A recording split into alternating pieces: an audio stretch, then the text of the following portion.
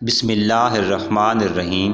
ایک عورت حضرت حسن بصری رحمتہ اللہ علیہ کے پاس آئی اور عرض کیا کہ میری بیٹی کا انتقال ہو گیا، میری یہ تمنا ہے کہ میں اس کو خواب میں دیکھوں۔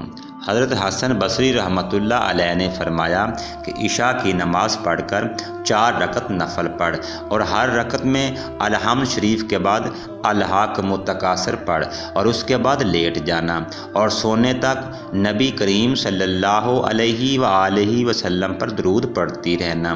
اس نے ایسا ہی کیا۔ جب نیند آ گئی تو اس نے اپنی بیٹی کو خواب میں دیکھا کہ نہایت ہی سخت عذاب میں ہے، سیاہ رنگ کا لباس اس پر ہے اور دونوں ہاتھ جکڑے ہوئے ہیں اور اس کے پاؤں آگ کی زنجیروں میں بندھے ہوئے ہیں۔ میں صبح اٹھ کر حضرت حسن بصری رحمتہ اللہ علیہ کے پاس گئی اور انہیں سارا واقعہ سنایا۔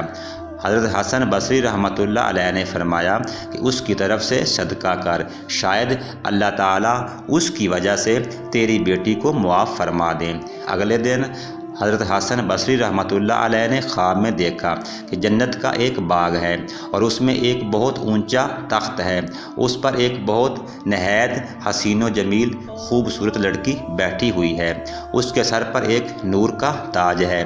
وہ کہنے لگی، حسن تم نے مجھے بھی پہچانا؟ میں نے کہا نہیں، میں نے تجھے نہیں پہچانا۔ کہنے لگی، میں وہی لڑکی ہوں جس کی ماں کو تم نے درود شریف پڑھنے کا حکم دیا تھا، یعنی عشاء کے بعد سونے تک۔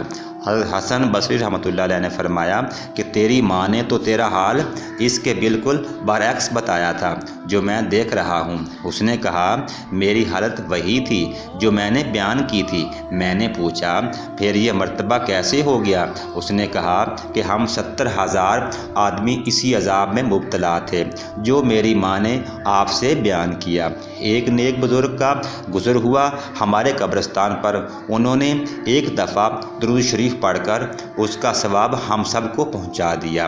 ان کا درود شریف اللہ تعالیٰ کے یہاں ایسا قبول ہوا کہ اس کی برکت سے ہم سب اس عذاب سے آزاد کر دیے گئے اور ان بزرگ کی برکت سے یہی رتبہ نصیب ہوا۔ ہمیں درود شریف کا ورد جاری رکھنا چاہیے، اور اگر کوئی آپ کا اپنا فوت ہو جاتا ہے تو اس کی قبر پہ جا کر کثرت سے درود شریف پڑھیں، کیونکہ وہ روح کبھی نہیں بھر جاتی۔